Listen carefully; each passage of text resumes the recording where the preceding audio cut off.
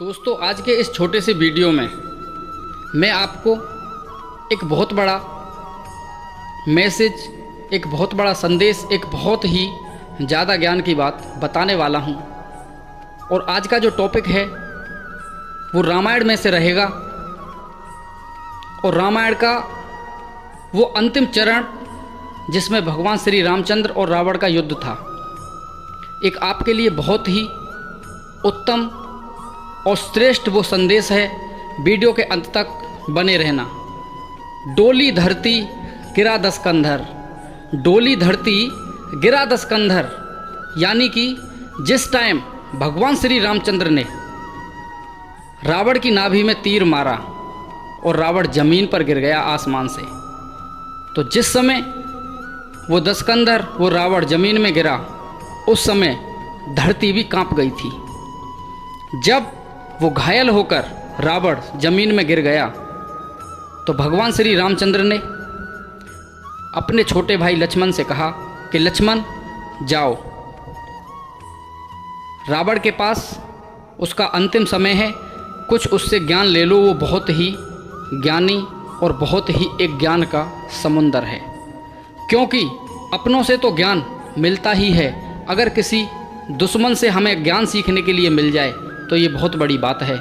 इस बात को सुनकर लक्ष्मण जी रावण के पास में आकर खड़े हो जाते हैं, लेकिन उन्होंने स्थान गलत चुना। वो उसके सर की तरफ खड़े हुए, लेकिन उन्हें हनुमान जी ने एक संकेत किया कि आप इनके चरणों की तरफ आकर बैठ जाओ। लक्ष्मण ने चरणों की तरफ आकर रावण को नमस्कार किया और उनके पास में बैठ गया और पूछने लगा कि हमको कुछ ज्ञान की बात बता दो।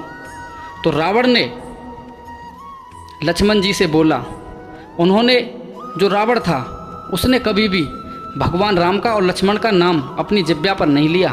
और आप एक बात की गौर कर लेना, हर इंसान जो इस दुनिया में है ना, किसी सफल व्यक्ति का नाम लेने से भी घबराते हैं, डरते हैं, किसी सफल व्यक्ति का कोई नाम नहीं लेता।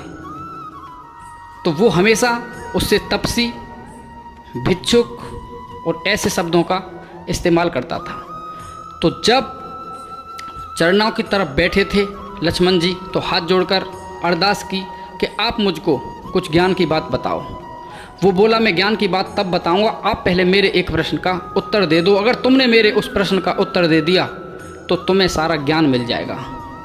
रावण ने पूछा कि मैं तुमसे ज्ञान में ज़्यादा, मैं तुमसे ज़्यादा ज्ञानी, तुम क्षत्रिय और मैं ब्राह्मण, मैं तुमसे कुल में बड़ा, मेरे परिवार में सदस्य तुमसे ज़्यादा, मेरी सेना तुमसे बड़ी, और मैं अपनी धरती पर ही युद्ध लड़ रहा था और तुम 7 समुंदर पार से आकर मेरे यहाँ पर युद्ध कर रहे थे और तुमने मुझको हरा दिया, क्यों?